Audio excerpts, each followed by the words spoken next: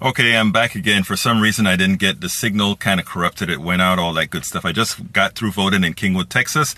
I tell you, folks, this is a very conservative area, and the folks are coming out in droves. I was speaking to the election judge, and she told me that this morning when she got here, there were lines lined up at 6 o'clock all the way past the library, which means it was probably easily a quarter mile, if not longer, if you take into account that it's being wrapped around. So folks in Kingwood, this conservative area, they are voting in droves. So folks, a lot of times we expected to take over Harris County. Democrats are intent on taking over Harris County in Texas this year. If we are really to do that, a lot of the votes that we see here in Kingwood has to be counted elsewhere. But I can tell you one thing, we better get ready because Kingwood is voting, and Kingwood is voting in very large numbers. And as everybody knows, Kingwood plays a huge part of our elections here in Harris County.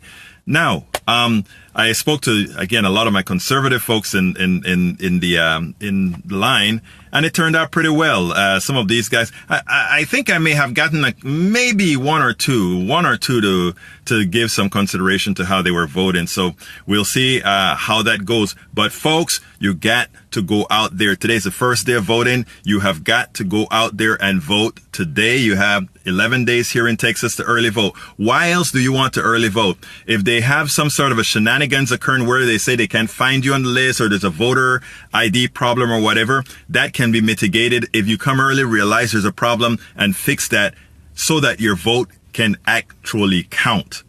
But folks, you got to get out there and vote. Now I'm going to tell my Democratic friends and my Republican friends, go in and vote straight ticket Democrat.